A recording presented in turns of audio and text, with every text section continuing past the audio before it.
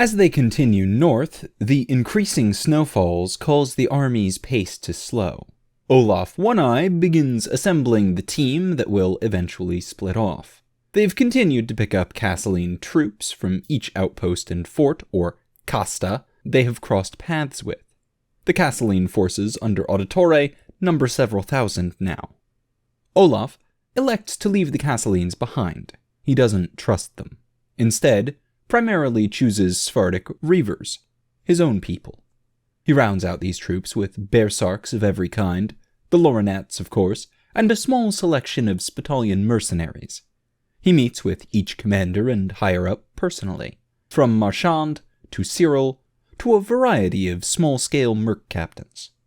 He selects a small group of priests to ensure no storms or blizzards hit the mountain pass. With Hakon gone, the Vlari priests have chosen an interim high priest to command them. A hard, fierce man named Jerk. It's a legit name, I swear. Olaf seems to regard most of the Vlari priests a little poorly. Selects one named Ivar, tells him to choose a few of his brothers to go with him. Ivar was on the ship that Cyril and Unferth took down, and he actually seemed a decent enough sort.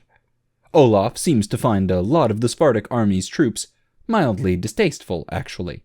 He's professional, but Cyril and Unferth notice that he just doesn't much care for them. Simple racism? Or is it something else? Cyril and Unferth, especially Unferth, have seen bits and pieces of interactions between Olaf and Terbjornsson.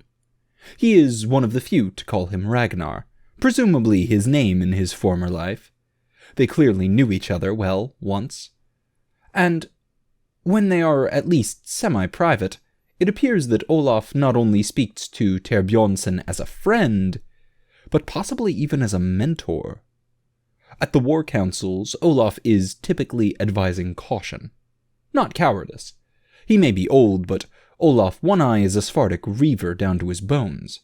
Anyone even implying he was a coward would face his axe in short order, war council or not. But Olaf also recognizes that there are wise strategies and foolish ones, and he seems uncertain, at a base level, whether or not this entire venture into Tarathia is truly a wise course of action. Nevertheless, it's clear he will follow Terbjornsson anywhere.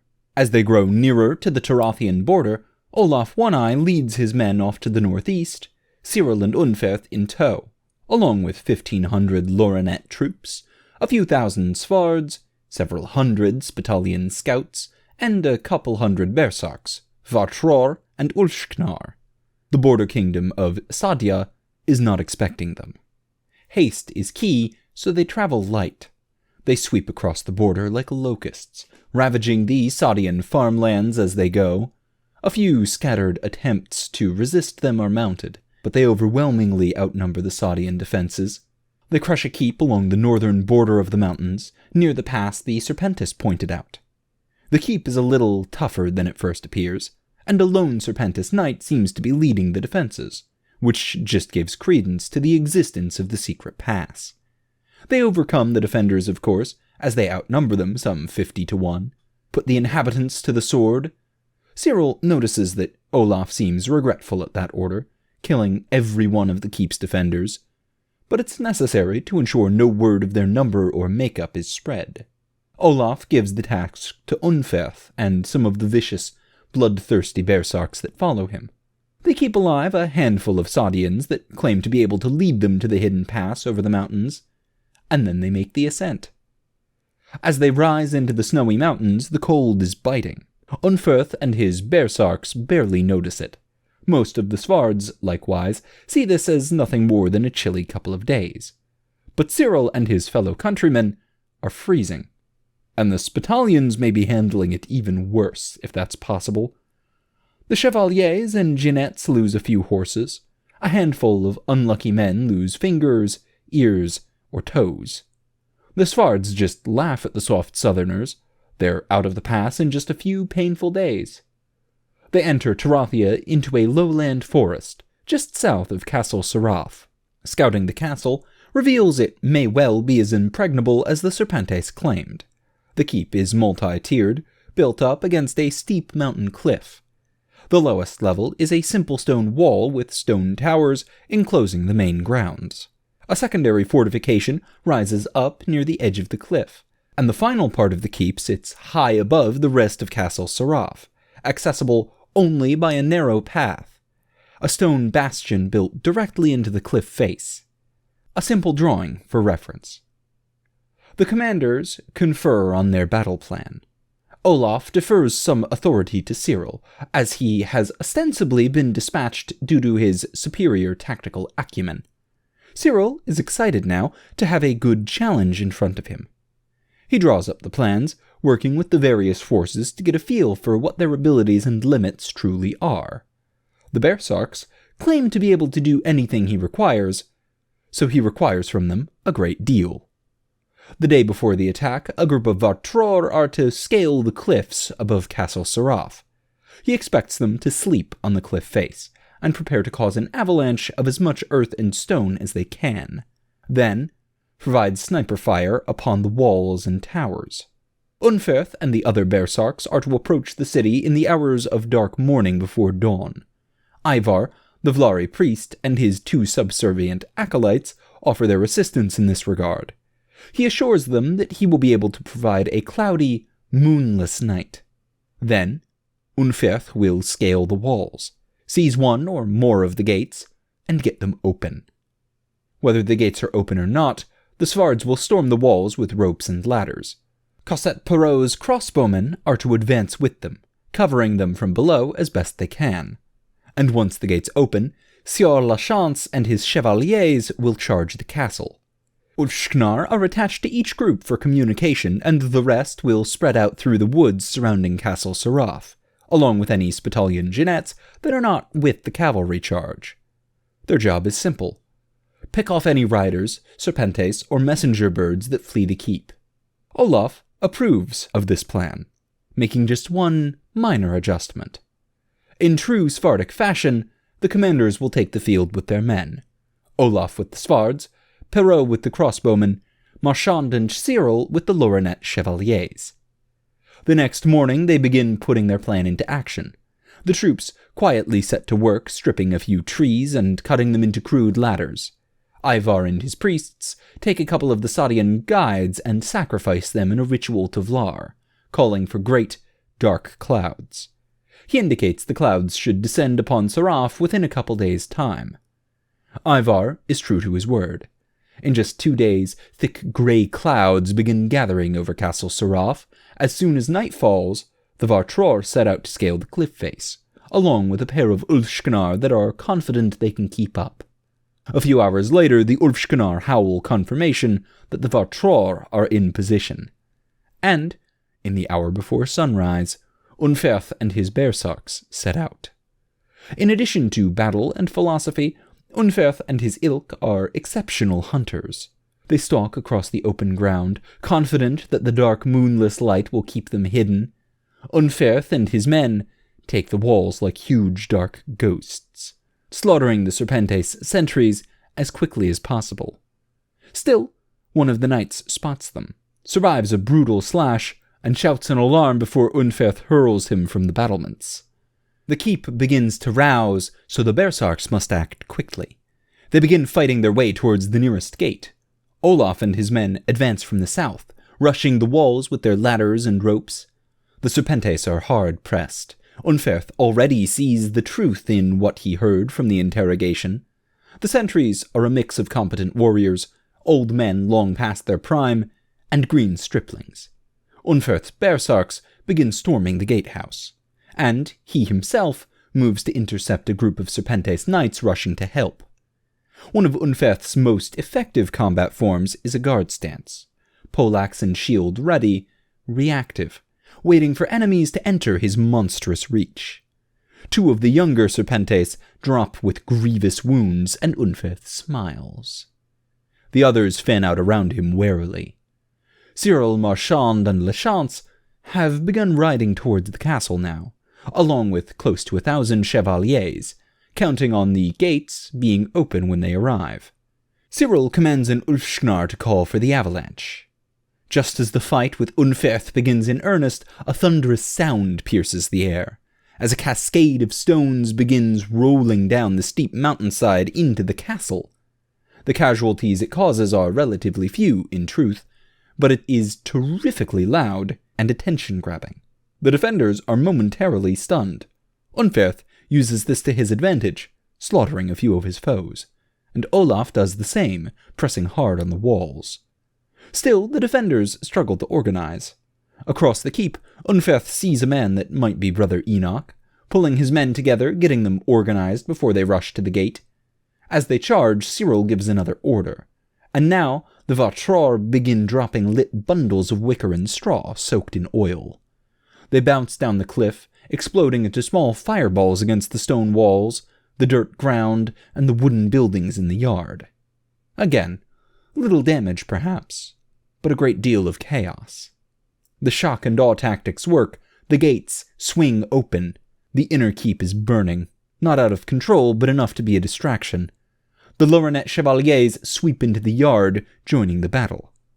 Cyril takes a lucky, or unlucky depending on whose side you're on, arrow from a serpentis on the wall. It slams solidly into his abdomen, causing excruciating pain, reminding him why he doesn't normally charge in with the troops, and why those that do charge on rare occasion, like Marquis Marchand, tend to wear at least some sort of quasi-ceremonial armor.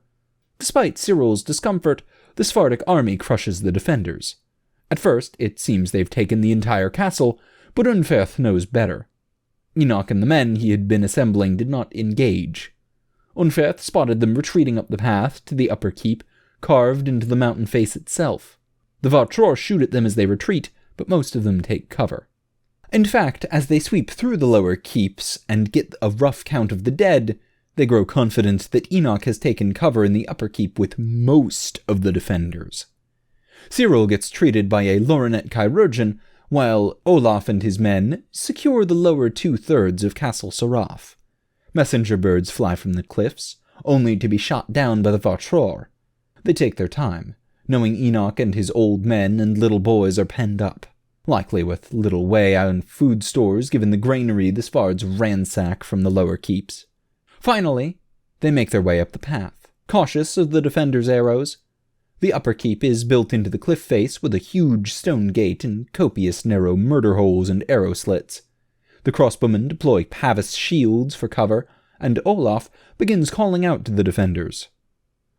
"If you surrender," he says in accented Middish, "I give you my word I will only execute those men that are past the age of usefulness or glory." Olaf raises his voice to ensure they hear him through the stone. "The rest of you will be kept alive, taken as thralls to serve my kin with honor and dignity." At this, a cold, hard voice shouts back. "I know your accent, and I know your ways, Svard," calls out Brother Enoch, "and you must have balls of solid steel to claim the life of a Sephardic thrall bears any resemblance to dignity, to honor." "It may not be a good life," Olaf concedes, "but it will be a life. Even a thrall can hope to rise above, but dead men are beyond hope. And besides, is the life of a serpentis not a life of servitude?" "We serve God, you ignorant savage," Enoch calls back. "We don't serve some idiot heathen his mead into goblets made of human skulls." Olaf frowns. "I am heathen to you, this is true, and a savage. And I have sipped from a goblet such as you describe. So let me ask you, why have I not battered down this gate and slaughtered you all?" "You will pay dearly for every inch of this castle that you take," Enoch says. Olaf laughs. "Will we? It has not been the case so far." "True enough," Enoch replies. "Your surprise attack was most effective. You may find us a bit less accommodating should you choose to fight us when we are not unsuspecting, asleep in our beds. Still you will die. The children you watch over too will die," Olaf says. "Is it truly worth it, when you could spare them with your surrender? Will you throw your life and theirs away for pride?" A long silence follows. Cyril hobbles forward, wincing, and warns Olaf that Enoch may well do just that. Cyril, you see, has heard of Brother Enoch, as nearly every man in or near the Midlands has. His fame is eclipsed only, perhaps, by Brother Kashar. Like many Serpentes, Enoch is not his given name. His given name was Sol Tarkiem, king of Acton. He ruled Acton, the most powerful of the sovereign kingdoms close to Tarathia, often called Tarathia's vanguard against the Ruskans to the north. King Saul reigned for many years. He was a brilliant strategist, famed warrior, leader, and statesman. He waged a defensive war against a Ruskan invasion by one of the more aggressive and expansionist Bayards, one Yosef Krupin. He served his kingdom and the church faithfully, until one day he walked in on his wife in bed with another man. The man was one of his vassals, a beloved knight and lord in his own right. Saul was overcome with rage. He slaughtered them both, sequestered himself for days. When he emerged, he abdicated the throne and joined the penitent fellowship of the most devout in an effort to atone for his sin. The man lost a crown for pride, had destroyed the two people he held most dear in the world. All he has left is the Serpentes. So yes, Cyril suspects, he is very much willing to die, and see those around him dead for his pride. "Astute!" Enoch calls out. "You know your Tarathian history, Lorinet. What are you doing serving the Svards?" Cyril just bows, declining to answer. "You may be willing to die, brother," Cyril says in his thick, flowing Lorinet accent, "but are all of your brothers willing to die for this as well? Do they not have a say in this?" Another silence. Enoch finally speaks. "Let us think on it. Can you give us that? Some time to think?" "A day," Olaf says. "If this gate is not opened by tomorrow morning, we batter it down." Enoch scoffs. "It'll take longer than that to make and haul up a fucking ram. 2 days. Olaf cracks his knuckles. "Good point. You have until we have made and hauled up a fucking ram, knight. Then we batter down your gate." With that, Olaf turns and walks away. They keep men posted all around the gate to ensure no shenanigans, and they set about building a crude ram from a large tree trunk. They build the ram into place by noon of the following day. Olaf calls out to Enoch, but there is no reply. Clearly the Serpentes have chosen to die. They begin the assault. Unferth and his Bearsarks smashing the gate. They keep many large shields in place to screen against the murder holes, but no arrows are launched at them. It takes over an hour to break through the heavy stone gate. By the end of it, Cyril fears the worst. The upper keep is empty. It connects to a series of long, deep tunnels, lined with tombs, some sort of catacombs, but they stretch on into darkness. Olaf tells a few men to scout the tunnels, see where they lead. By nightfall, the scouts have not returned. The scouts finally return the following day. The tunnels eventually open out into the world. Some cold, rocky foothills. They saw signs of hundreds of people traversing the foothills, but they were well ahead. Olaf sighs. Either they will be claimed by the cold, their lack of food, gear, and mounts, or they won't. He has no interest in going on a wild goose chase. They won't be able to get the horses through the tunnels, and they have no idea how to find the tunnel exit by riding around the mountain. So, they must make for Tunien, to join Ter Bjornsson. Ivar points out that his meddling with the weather has brought heavy snowfall in this entire area. With luck, Enoch and his army of old men and children will simply die in the snow. With a little less luck, they'll be so worn down and bedraggled that they will never reach Nahash ahead of the army. And if they can't do that, then they are irrelevant. So that concludes the fall of Castle Saraf. Unferth and Cyril were pretty pleased with themselves, right up until they realized that Enoch had played them, buying time to get his people out. Still, between Cyril's powerful force multipliers with his doctrine and maneuver benefits, and Unferth's unstoppable prowess in personal combat, they are confident that these villains will prove to be a good thorn in Steelshod's side. Thank you for tuning in to Steelshod, a series by Mostly Rights, narrated by Tailforge. You can find every chapter in text format, as well as character sheets, setting information, maps, and rule documents on the Steelshod tabletop system in the link below. If you'd like to support the channel, you can pop down to the description and use the Patreon link for recurring donations, the paypal.me link for one-time donations, the Teespring link for shirts with the incredibly cool background art by Nobody, or use the DriveThruRPG affiliate link the next time you're looking to try a new system. If you'd like to support the author, you can find Steelshod merch on the MostlyWrites.com store, or donate to the Mostly Writes Patreon, which are both linked on reddit.com/r/mostlyrights down below.